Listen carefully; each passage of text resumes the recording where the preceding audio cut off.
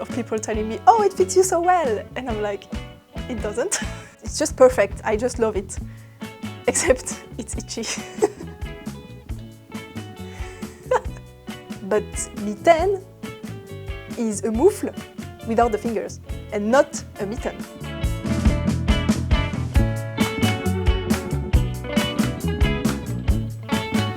Hi, my name is Maya and welcome to episode 63 of my knitting podcast, where I share all my thoughts, process and other random stuff about all things fiber related, but mostly knitting. Today is the 8th of October 2025 and I'm coming to you from the French-speaking part of Switzerland, where I live with my gecko. And I think today is also going to be the episode where I'm going to be blown out because I'm all in black. But it's okay, I think. Anyway, today I have a ton of finished stuff to show and I don't really have any big work in progress on my needles because I kind of finished everything. And it's a bit weird. I don't really know what to do with myself. But at the same time, I don't have the time to cast on a big project right now. So anyway, I have lots of stuff to talk to you about. There are big things, there are small things. Everything is kind of finished, but not really. We will see when we get there. I also have a spinning update and I don't have any acquisitions. And that's it. So let's start with what I'm wearing, which is black. And this is the same finished object as last time, except this one it's blocked and the fabric completely transformed with blocking, as I knew it would, and I'm super happy. So this is a design of mine, is the Shady Hoodie. As the name suggests, it has a hood and it's absolutely gigantic. Yeah, it's very big. So the point is to cover my head when I have a big bun, hair bun and headphones, so that's why it's this big. And it also looks pretty cool from the back. I'm gonna show a picture, it's gonna be much easier to see. And it's blocked and it still doesn't have the buttons on because I didn't have the time to go in town to buy any, so I don't have buttons, so it's still the markers. But we're gonna ignore that for today and just pretend like it's completely finished. So it has the pockets, yes, I'm wearing sweatpants, and the seat stitch details, and it has this beautiful border thing that goes into the hood, which I'm really proud about. And I think I'm gonna have to rip back a couple of things because I was hoping blocking magic would do its magic, but it didn't completely. Because when I did the hood, when I designed the hood, I had in mind like the gigantic things they had like in like Assassin's Creed or stuff like that, and they have this kind of thing coming towards the bottom, like this on the front, like a little cap thing, but it's pointing towards the bottom, no, the ground. I did the same, and to do this I picked up less stitches just here in the front so that it would pull in a little bit the fabric, and I just wanted to avoid having like a straight edge here on the front. But actually it looks pretty dumb. It just doesn't look good at all. I tried it and it doesn't work. It's not like I envisioned it, which is a shame. Which means if I want to redo just the pickup in the small little portion of my sample, I need to undo the whole thing because everything is knit in one piece. You pick up here on one side, then you pick up around the whole hood, and then you pick up on the other side, and you knit back and forth like that. And there are short rows because here it goes very thin, whereas on the hood it's much wider here, and you do that with short rows. So I need to redo the whole thing because I need to redo the pickup just here to pick up more stitches, because I think actually having the straight edge at the top of the hood, oh, my hair are covering it, the straight edge here, instead of having it like this, it's just going to look better. I mean, like this, it's fine if you don't have anything over your head, but if you have the headphones and it makes this kind of effect like that, you just look a little bit dumb. So I think I need to redo it. but I'm not sure I have the courage. But I need to do it because this is exactly the type of thing that's gonna make me never wear the hood when I have headphones, even though it's the whole point of the whole garment, because I know I'm gonna look dumb. This is gonna go in timeout for a while because I need to do other stuff first, but at one point I'm gonna have to redo this. Anyway, and there's something else that I'm not 100% happy about. It's the sleeves. I haven't measured, but I think my gauge is too tight. And I think you can even maybe tell there is a little bit of a, can you tell? I have no idea. But there's a little bit of a bump here, kind of, from when I went from the yoke to the sleeve, and when I started the sleeve, I started knitting tight. It happens sometimes. My gauge changes. Sometimes I don't knit tighter on small circumference, and sometimes I do. It just depends on my mood, the context, whatever. And this time I did, and I could tell I was knitting tight. And when I tried it on before blocking, I was like, it's a little bit tight. I even re-knit the second half of the sleeve, so it's a little bit better now. But when I blocked it, it was still too tight. So the sleeves are fine. They are not negatives or anything, but they are not supposed to be this fitted. I'm supposed to have like at least this much more ease. So I need to redo the sleeves. It's okay. I love knitting sleeves, so it's less. I'm less dreading re-knitting both sleeves than redoing the hem for some reason. Yeah, but I'm gonna do that later. Right now, I don't have the time, but just know the sleeves are supposed to be bigger, but I just when I was knitting, so maybe I'm gonna have to go up a needle size.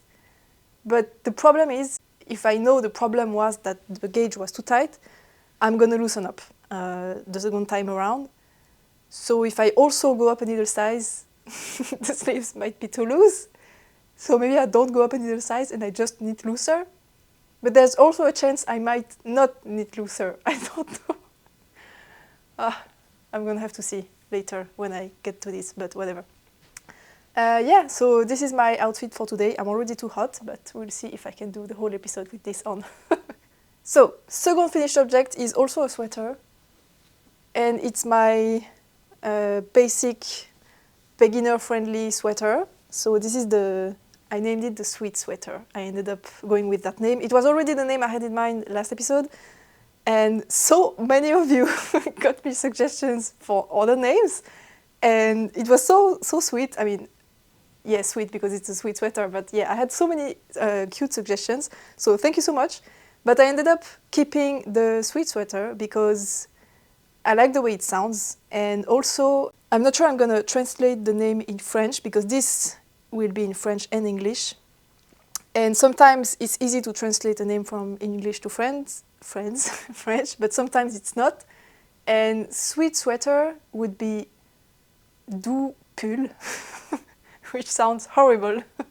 It's disgusting, so I really don't want to translate it to French, which means I'm going to have to keep the English name. And keeping the English name in French means I have to keep it simple, because if it's too Englishy, it's going to be difficult to say for French-speaking people, and I just don't want to make it too difficult to pronounce and remember and translate in the head of people that don't speak English. So I decided to keep sweet sweater because every French-speaking person knows what a sweater is, and sweet is the same. Everyone knows this word. It's very well known it's like there are a few French words that every English person knows about. Well, sweet is one of the English words every French-speaking person knows about. So sweet sweater is easy enough to remember for a French-speaking person. And I also had the sweet shop sweater, which is mega cute and totally makes sense because this is a collaboration with a local yarn shop that gifted me the yarn, that I'm gonna give workshops to teach this sweater at the shop. So sweet shop totally makes sense, but it's just a little bit too close from the sweet shop blanket. So that feels, I'm a little bit not sure about that. And again, sweet shop, it's more English words than necessary for people who don't speak English. And I also had someone suggested I called it with the name of the of the lady who owns the shop. Her name is Sandy. And it was just so fun. I just laughed so much when we had this conversation because she said a name that started with S, but it wasn't Sandy. I don't remember the name. What was the name? It was something like Sophie or whatever. A name that started with S. And I was like, yeah, it's cute, but who is Sophie? And she was like, oh, isn't it the name of the woman who owns the shop? And I was, yeah, but it's Sandy. I don't know. It was just so funny. Anyway, I'm not going to call it the Sandy sweater because I don't know why. I don't like giving people's name to garments. I know it's a thing that a lot of designers do. It's just not my thing. I just don't like it. That's all. But that was a very fun conversation. And yeah, anyway, so I decided to go with the sweet sweater because it's easy to say, easy to remember in both English and French. And it's a very basic raglan sweater. It has short rows in the back, and the short rows are carefully placed in a way that actually does something to the fit. And it has gentle taper on the sleeves, and it has long 2x2 ribbings on the bottom of the body and the cuffs and on the collar. And I'm going to show you pictures of me wearing it so you can see the fit. And when I published those photos on Instagram, I have never had this many reactions of people telling me, oh, it fits you so well. And I'm like, it doesn't. It's kind of uncomfortable for me to wear. And it's just so funny because two things. First, it's beyond me that I get this many reactions over the knitted garment that was the least amount of work on my side. Like, this is the most basic thing I have ever worked. And it's the one that has the most reactions in terms of, oh, it fits you so well. And I found it hilarious because then I designed super complicated stuff with like set-in sleeve but knit in all in one piece without having to cut the yarn and with underarm shaping and sleeve caps and stuff like that. And people are like, oh yeah, it fits you well. And then I do the most basic raglan sweater. The fit is incredible. I love it. It's just so funny. It just goes to show that sometimes less is more, I guess. And the second reason I find it hilarious is because it actually doesn't fit me. And it's a perfect example to illustrate that you need to be careful about what you see versus reality, like Instagram versus reality, because the pictures do look amazing. I do agree, it looks like it fit me amazingly. But the thing is, having a great fit when you're wearing something is not the same as something that looks like it fits great. It's just not the same. Let me show you an example. Amy Sher, she just released a sweater, I think it is. Not a t-shirt, it's a sweater. Or maybe it's a t-shirt, whatever. The Relax sweater or the Relax tee. And it's a raglan construction. It's very similar to this one, except the Relax tee or sweater has very careful shaping. It's a compound raglan, so you have different increase rates between the sleeves and the body. And it has an S shape in the seam here instead of being straight like this one. So this one is absolutely, no, it's not absolutely straight. There are two different increase rates, but you increase on the same rate on the body, on the sleeve than on the body, even when you change the overall increase rate. And it also has a lot of short row shaping around the neck. And you can see in the pictures of this design that the neck fits really low and you can actually see the clavicles peeking through.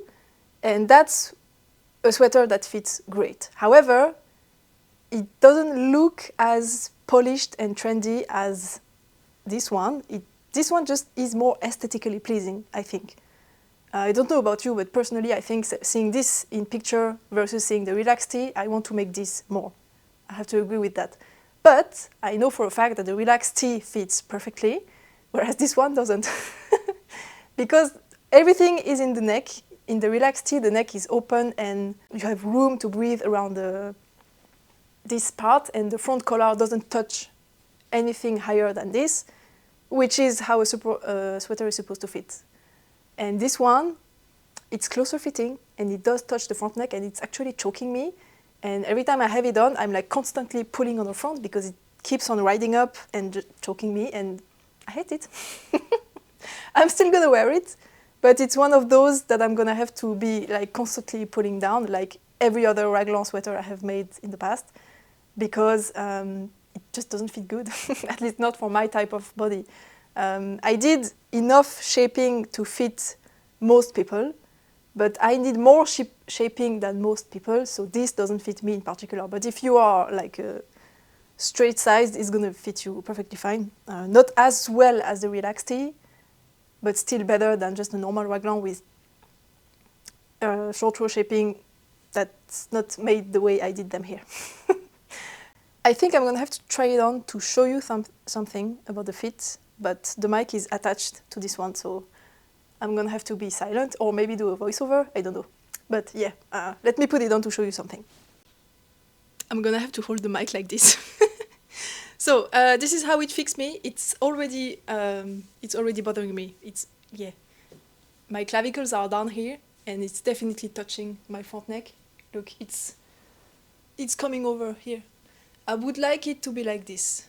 This would be comfortable, and this is how the relaxed tee looks like. But it doesn't fit like this. It just rides up immediately. So if I show you on the back what it looks like when I pull it down on the front, how I would like it to fit, you will see the problem pretty easily. So if I turn around like this and I take my hair off. So now I'm gonna put it down so that it's low enough on the front. And the back comes kind of high on my back neck, but this is how it's supposed to fit. So this is correct fit on the front and on the back neck. But now here on the back, I have kind of a high-low effect. Here the front hem is at this height and the back is much higher. It's kind of hanging like a tent from my back, my upper back here. You can see the fabric is just hanging from there like this because it's too short.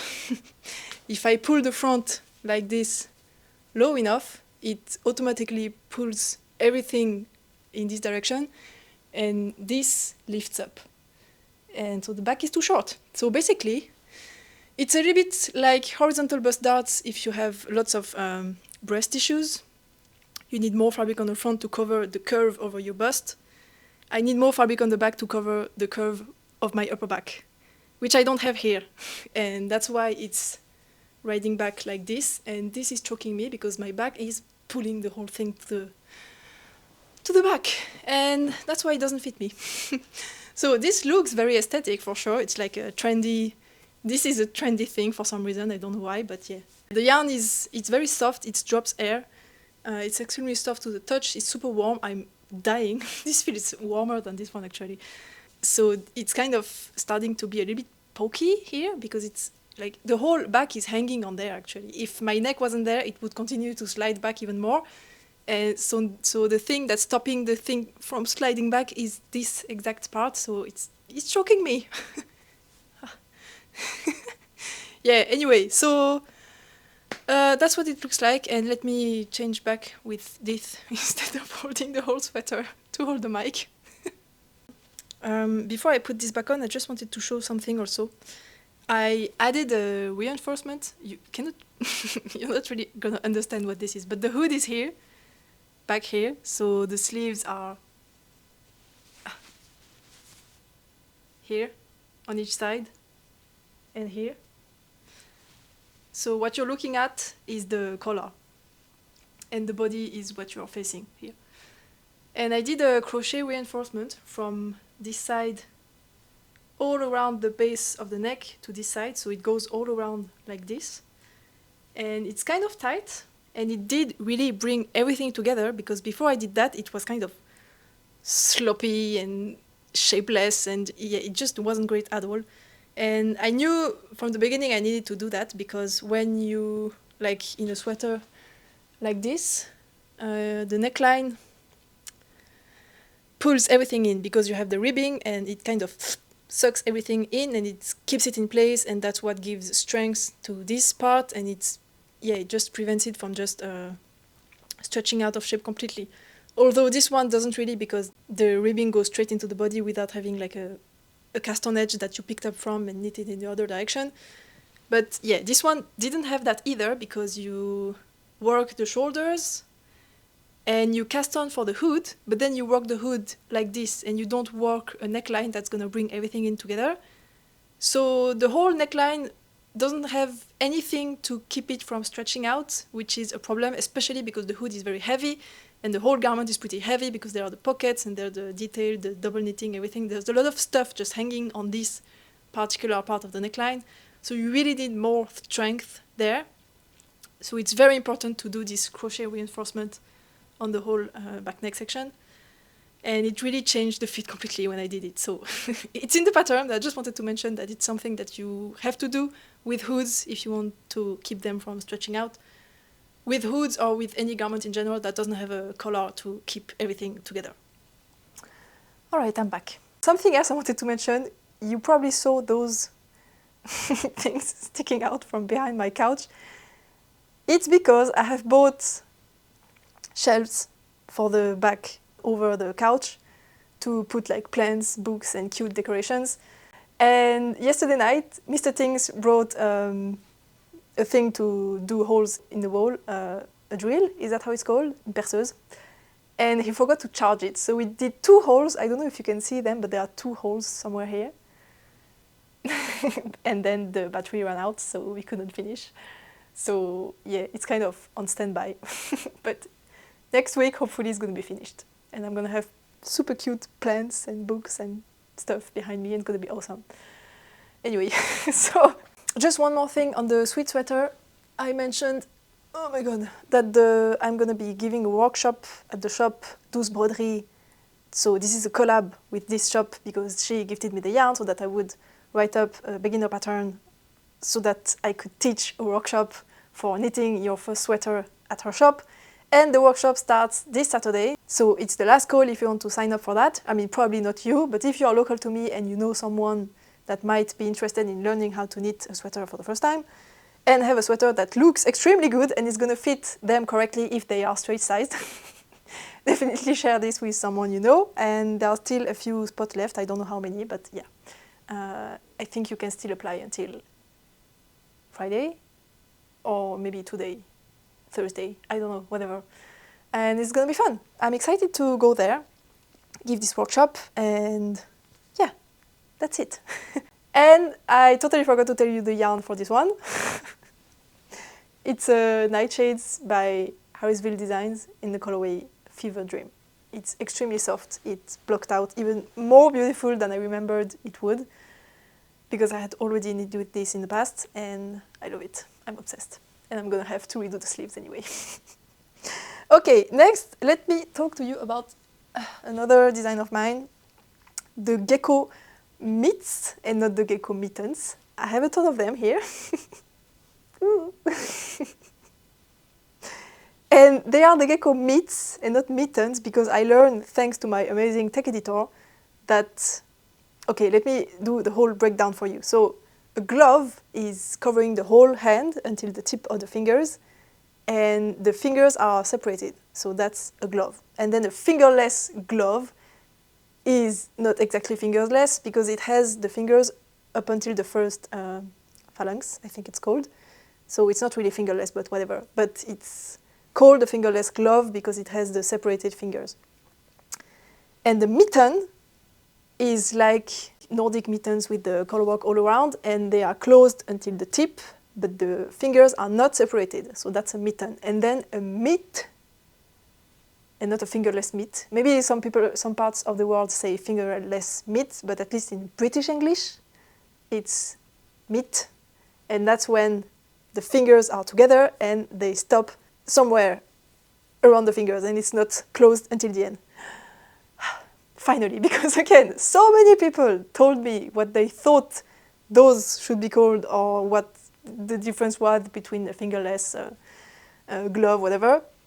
And everyone told me something different, which I found hilarious, but it absolutely wasn't helping. So thank you to my tech editor to finally giving the answer to this lifelong question of how are those called? It's mitt, at least in British English. But I'm going to go with the British English because you have to select a place in the world, and I decided to select this one because I'm sure, at least there, that's how they are called. But the mystery remains kind of unsolved in French because a glove is a gant, so the one with the whole fingers until the end. But I don't know how you call a gant without the fingers. I think it's a mitten, I think. And then the mitten, with the closed fingers but together, is a moufle. But mitten is a moufle without the fingers, and not a mitten. Because a mitten is a moufle, and not a mitten. Okay, that was confusing, but whatever. So those in French are the Gecko mitten, and in English, the Gecko Mitts. I mean, the mitten gecko, in English, Gecko Mitts. All right, so I don't remember how many of them I had finished last time, so let me just go through all of them. So the first pair I did are those. So the pattern comes in 2 gauges, 2 different texture options. The sides are reversible. You can swap left and right. And you can do 2 colors or 1 color, and it's French and English. So this is the 1 color ribbing Aran weight. Let me put it on to show you. Oh no. You have this cute detail here on the palm that continues on the other side of the hand, and there is this traveling stitches detail here on the side. And you can swap side like this. So you have the traveling stitches on the palm and then this thing on the back. I find this a little bit more comfortable because this tends to pull the stitches in a little bit because it's a little bit tighter because it's in diagonal, which is a little bit more comfortable because then this is a little bit open and then the back of your hand is covered a little bit more. Just personal preference. And the second pair I did is... I lost one. Oh, it's there. The second pair I did, I think it's this one. No, absolutely not. It's those. So those are the Aran weight, half brioche and not ribbing, 1 color. The yarn for those is Drops Fiesta, held with Drops alpaca, brushed alpaca silk. And I'm gonna have to redo those because, as you can see, the cuff is in ribbing, and then I switched to half brioche for the hand. But the problem is that for the very small size, because the sizing goes from baby to very, very large adult hands, for very, very small size, when you go from ribbing to half brioche, since the gauge is different, and baby's hands have a very small difference between the wrist and the palm, you would need to decrease stitches because the gauge goes too wide and you need to decrease to get down to the circumference of the palm of baby's hand. And I didn't want it to have decreases in this thing. So I had to change. And let me show you the last one I did. Is this one. So this is DK weight 2 color half brioche. And the cuff is also in half brioche. And that way you can do increases here even when you're doing the baby size. So everything looks the same throughout. And it's also easier to put on because this is stretchier anyway. So yeah, it was just a better solution all in all. The pair I did after that is those. So this is 2 color DK weight ribbing. You can see the difference between ribbing and half brioche. The stitches look a little bit more like dots here, and those are more like microstripes. It's just different. And this is less tight as a fabric. It's a little bit more like loose and yeah, just less tight around the hand. And so as you can see, this has the main color. The red is main color, and this is I just swapped. So this yarn is Visigarn Loch Lomond, and the colorways are Petrol and Bordeaux. And then the last pair. This is my handspun. It's my first handspun yarn. Ah! I'm just so happy about them. They look so cute. I mean, look at them. My first ever handspun. This is the half brioche Aran weight. I'm so pleased. And there are some spots where definitely you can tell it's very thick and thin and it doesn't look really good. But there are some other spots that are just absolutely perfect. And I kind of can't believe this is handspun, especially my first handspun. Oh, I'm so pleased. I absolutely loved working them up. It was a delight to work my handspun. I heard a lot of people say that knitting with your handspun is what's going to make you learn the more about it, about your own spinning. And I learned that this is perfect and I love spinning.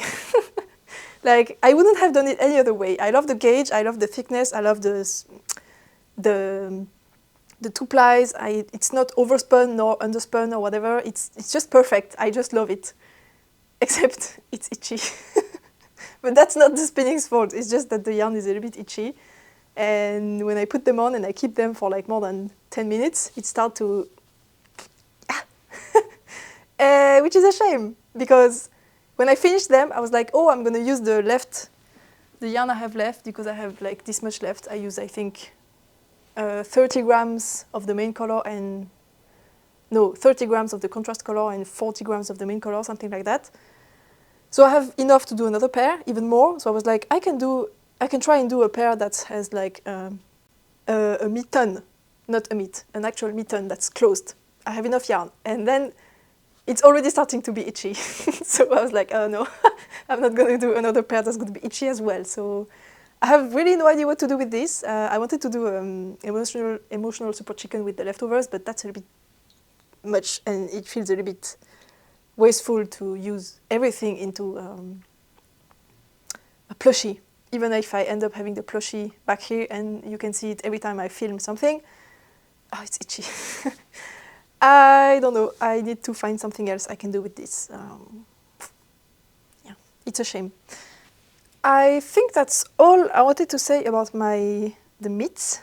The mitts. I'm pretty sure I said mitten at least 5 times when I wanted to say mitts, but yeah.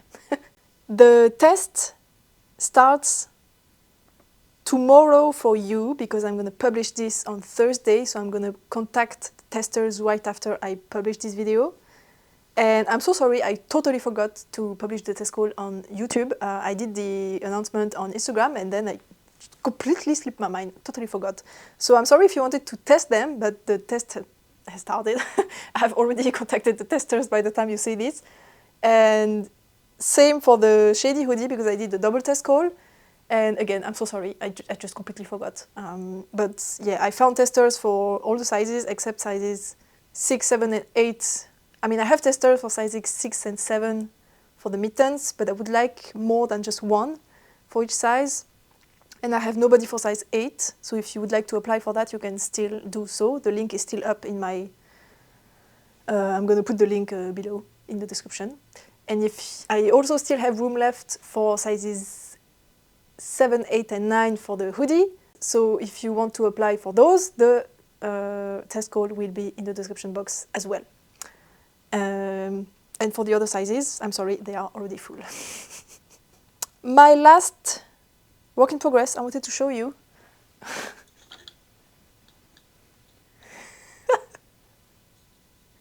This is ridiculous.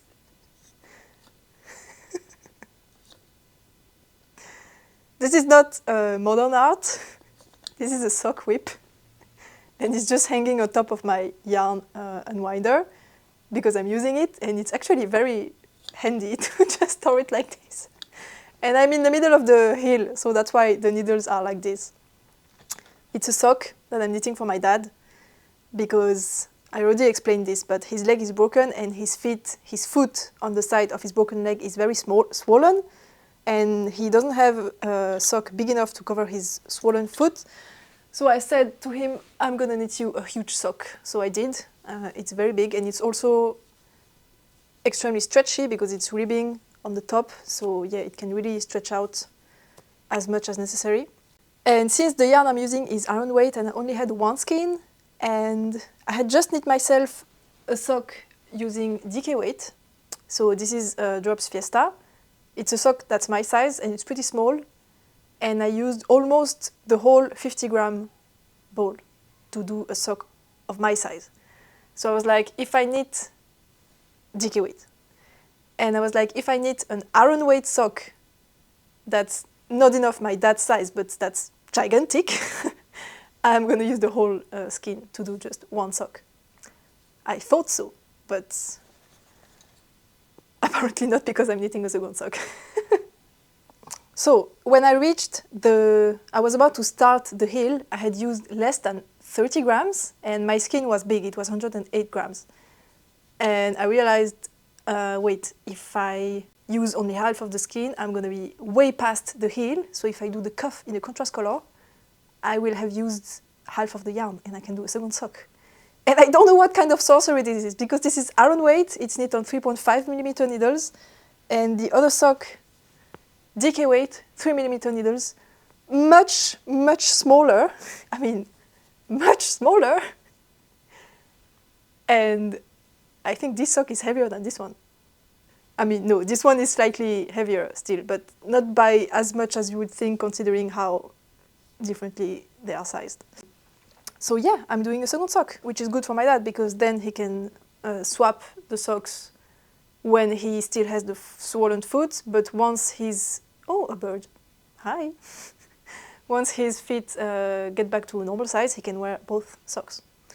So I guess that's good. And that's also a big skein out of my stash, and that's leftover partly out of my stash, so everything is good. This is Lang Yarn's Merino 70, so it's more a chunky weight. You can actually tell this is a little bit chunkier than this, and it does flare out a little bit, which is good because the calf flares out anyway, so everything's perfect.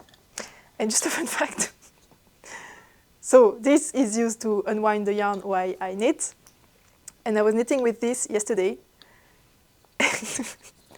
My boyfriend, Mr. Tinks, he was giving me a side eye while I was using this, and I was like, what? Why are you looking at me like this? And he said, you don't need me anymore to hold your skin for your knit. He's just so cute. He was a bit sad because I didn't need him to hold the yarn, because if he wasn't holding the yarn, it was just flying everywhere every time I was pulling on the yarn, and I was just tired of having the skeins flying, and he was holding them for me sometimes. Like, he was a bit sad that I didn't need him anymore. Anyway, he's so cute. And yes, that's all for my works in progress. I have one last thing to talk to you about. By the way, I'm not going to show you the socks again next time, because I'm going to have given them to my dad in the meantime, so this is the last time you see them. I did some weird shaping, so I did them bottom up. I did two increases on the bottom side here, so I have ribbing on the top and stockinette on the bottom, and then I did another 2 increases here, and then I started the heel here. I did a short row heel, so I had a lot more stitches, I had 4 more stitches on the heel side and on the leg side, because I wanted this to be very wide, because this is a part where you really don't want the feet to be tight when you have swollen feet. And then I did increases again here on the back side, so I had 6 more stitches, and I'm doing 3x1 ribbing, so I needed a multiple of 6 stitches. And after that I started doing ribbing again on the back as well, so that I had ribbing all the way around. And this means I have 6 more stitches here compared to at the tip here. And then I just did the 3x1 ribbing until the end. And I just wanted to show you the inside of this ribbing. Can you see how clean and beautiful this looks? It's so gorgeous. If I try to show even more, it's like, I know the wrong side of ribbing tends to be really neat, so this is not blocked, by the way, but it's like so beautiful. It's so clean, and I just love the graphic lines it has. I'm not sure it would look this clean if I did it the other way around, like if I was purling 2 stitches and knitting 1 stitch, but it's giving me ideas for designs, because this is beautiful. 2x1 rib, it has potential. It definitely has potential. All right, the last thing I wanted to talk about is spinning. I have a very small spinning update because I did some spinning lately. So I finished spinning the singles of this. So this is a Rambouillet braid. It's a 200-gram braid that a lovely viewer dyed for me, so you cannot get this anywhere. And I finished spinning the singles, and yeah, there is not really a difference between the two, but also this one kind of has more than this one. The weight is exactly the same. It's 100 grams for both. I think one is like 99 grams and the other one is 100 grams.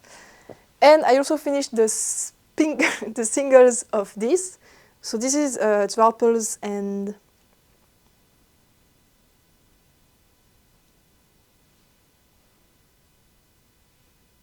I don't remember the other one, but it's a 50-50 blend of sparkles and something. And I finished the singles and I plied them together. So this is plied. It's a 2-ply. Can you tell? Yes, kind of. It's very squishy. It's gorgeous. I'm so excited to take this off of the bobbin, wash them, thwack them. I love doing that. And have the yarn ready. I have to say that plying this was an absolute nightmare. I hated it. Not because of the fiber, but actually when I spun the singles, they were pretty thin, and I don't think they were underspun, because when I spun this, I don't think I over-plied them either, so I think it's pretty well balanced. I mean, I have no idea, but it looks pretty well balanced visually. But the yarn, the single kept on snapping all the time. Like, I think it snapped at least 50 times the time I did this, so it's 200-gram braids. It was horrible. Like, I just had to stop every 30 seconds because the thread has snapped and I needed to join it back together. And every time I lost so much twist in the process, and then it kept on snapping because there weren't enough twist anymore in the next, and I had to wind it like this with my hands to put more twist in before I joined them together, and yeah, it was horrible. And I think one of the problems, other than I'm just not a very experienced spinner and I probably did something wrong when I was spinning the singles and plying, I think the other problem is that my lazy Kate, which is a very DIY lazy Kate, it's basically a wooden box, and I have a chopstick, and the bobbin is with the singles in on the chopstick, and then the chopstick is attached on each side, on the sides of the wooden box. Wait. So this is the box. Then I have the bobbin. It's on a chopstick like this, and then the chopsticks can spin. And I have this like this on the box, and it's attached with a thread here and here so that it doesn't move, and then the bobbin spins. And when it's like this, it spins well, but it wasn't like that.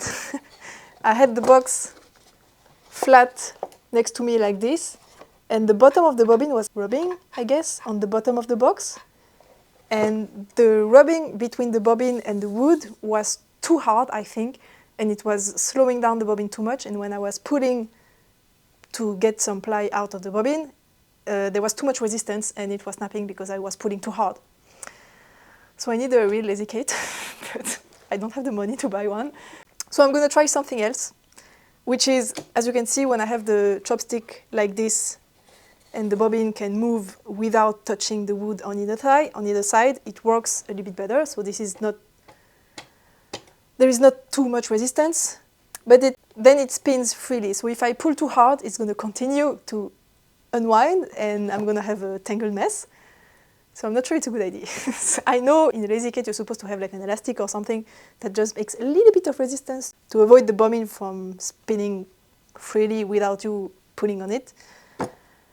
But I don't know. Yeah, I'm gonna try to spin, to ply those two when the box is like in front of me like this and I pull from the box like this and there is no resistance. And we will see if it's better. And if it's not, I'm gonna have to find another solution to make another lazy Kate that's a bit more effective, or just maybe I can find something like on Facebook Marketplace or something. But there's not much in Switzerland. There's just not a lot of people in Switzerland in general, so it's difficult to find stuff. But yeah, I will have to see if I can find something second hand to solve my issues. Because other than that, it was a lovely process. I love playing when the single doesn't snap every 30 seconds. Anyway, that's all for the fiber stuff for today. So I have a few things that are coming up and I want to talk to you about. So the first thing is that next Thursday, hopefully, there is a chance it will be on Wednesday, but I think it will be Thursday, the Patagonia Peaks is coming out. The gigantic Peaks, the beautiful fleece jacket of your dreams, knitted fleece jacket of your dreams is coming out. I'm so excited. The testers versions are awesome. The colors they chose are beautiful. I'm so excited to share them. And yeah, it's going to be amazing. And I'm not sure it's going to be Thursday or Wednesday, because actually on Thursday morning I have to leave to a climbing event. It's a bit difficult to explain, but basically Mr. Tinks, he's doing like a course or something to become like a professional climbing teacher, but it's like a very hardcore, real high-level thing. And to pass the exam, they need to have a fake student, and I'm going to be the fake student of one of his classmates, and he's going to have someone else than me, obviously, as a fake student during his exam. And it takes place in Tessin, Ticino, which is pretty far away. So I'm going to be on the road. I'm going to be pretending like I'm a client at this exam. So I'm not sure I'm going to have the time to do like a pattern launch while I'm out there. And also it's going to be outside, so I'm not going to have electricity to have my laptop. So yeah, it's going to be a mess. So Wednesday or Thursday, but I think Thursday, the Patagonia Peaks is coming out. And I decided just 1 hour ago, just before I started filming, that the name is not going to be Patagonia Peaks Aran anymore, because this version is like a big yarn weight version, and I'm going to have a DK weight version that comes out next year. And I wasn't sure how to call them, because up until now I have called this one the Patagonia Peaks Aran, but if you're not using a boucle yarn, you should actually use a chunky yarn. Aran weight is too lightweight. So I was like, should I change the name to Chunky? And Leah from Leah Arbon Knits, which is also a knitwear designer who's awesome, and she suggested I just call this one the Patagonia Peaks, and then the DK weight one that comes out later I can call the Patagonia Peaks Light. And I was like, yes, of course, it's obvious when you see it. So it's the Patagonia Peaks, and later next year the Patagonia Peaks Light will be coming out as well. And I'm super excited. Last week on the 4th, so it was, Saturday the 4th of October, the Skeeter Skirt knit-along ended. It was very low attendance, I would say, because I didn't advertise for it at all. But I said I would pick 5 winners to give a free pattern of my library to them, and I did. So all the winners have contacted me. Thank you so much for your participation. It was super fun to go through the very few posts there was, but yeah, it was just lovely and heartwarming, and it felt like it was a trip down memory lane, because I did a post on Instagram to celebrate the 1-year anniversary of my designing activity. And I wanted to publish a picture from every design I have published until now, so I had to go through all the old pictures, and I was like, I'm so proud of everything I've done. It's wild to think that I have designed like the Harmony jacket. Every time I see it, I'm like, how did I do that? It's so complicated. There are so many cables, and even the Harmony cable and the Harmony shawlets is like a gaugeless one skin wonder accessory, and I'm just so impressed with myself, and I'm just so proud and so happy of everything I've done. So yeah, it was good for my mental health to do this. And I did this post on Instagram to have like a celebration, and I had a coupon code for 25% off, valid until Sunday, and I totally forgot to mention it on YouTube. I'm so sorry. No, not Sunday, it was valid until yesterday, Tuesday. Today is Wednesday. And I didn't mention it on YouTube, so I'm gonna have another coupon code just for you guys on YouTube, and this one's gonna be valid until, what day it is? Wednesday? Until Friday evening. So 2 days, no, 1 day for you, 1.5 day. You can use the code. The code was tinking, so I'm gonna say YouTube tinks. YouTube tinks is the code to get 25% off on any of my patterns until Friday the 9th. We are still the 8th. No, Friday is the 10th. Valid until Friday, the 10th of October, end of day, my time, so Central Europe time, just for you guys, because I forgot so many things. I forgot the test codes, I forgot the coupon code, I forgot everything. So to make up for that, you have a coupon code just for you, and I hope you will appreciate it. It's valid on, not on Instagram, on Ravelry and on Payhip. And, damn it, I wanted to talk to you about the muscle tank, because I also forgot, because usually when I publish a pattern, a new design, I do like a carousel thing on YouTube, and I show all the testers pictures on here, and I talk about the design, all of that, and I forgot to do it in the last episode because when the pattern came out, I did the fall pattern roundup video, which wasn't a podcast, so I didn't show all the testers versions there because it wasn't a podcast. And on the podcast, the week after that, I forgot, and now is the next podcast, and I don't have the time. The video is too long, so I'm gonna show that. I don't know when, because next podcast I'm gonna show the Patagonia Peaks. So I don't know. At some point, you're gonna have a surprise carousel of the testers of the muscle tank. I'm so sorry if you tested it and you were expecting me to show you, your work, but too late is better than never. I don't think that's how you say it. Better too late than never. Yes, that's it. So I think that's all I wanted to say. I feel like I forgot something important. Well, if I did, I'm going to talk about it next time. So that's all for me today. I am so hot. I'm sweating right now. I need to take this off. I'm so happy you were here for this whole year of designing with me. I mean, YouTube has been for more time than that, but yeah, it just feels so fulfilling, so refreshing, and I'm just feeling so good in my life. I'm just in a place where I'm super busy. I don't have the time to do everything I want to do, and I cannot see any of my friends, and I don't have the time to climb, and it's super stressful, and it's kind of frustrating at times, but also it's stressful in the best way because I'm doing something I love, and I wake up every morning thinking that my life is amazing. So that's the best I could wish for. So thank you so much for being here for this whole year and even more for some of you. And cheers to many more designs. I hope you will always continue to support my work, and even if you don't, it's okay. Even if you support me just for one episode, it's enough for me. So thank you for your comments, thank you for your love, thank you for your support. As always, don't forget to like and comment on this video, and also to subscribe if you don't want to miss out on any future content from me.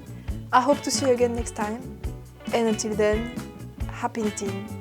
I love you so much.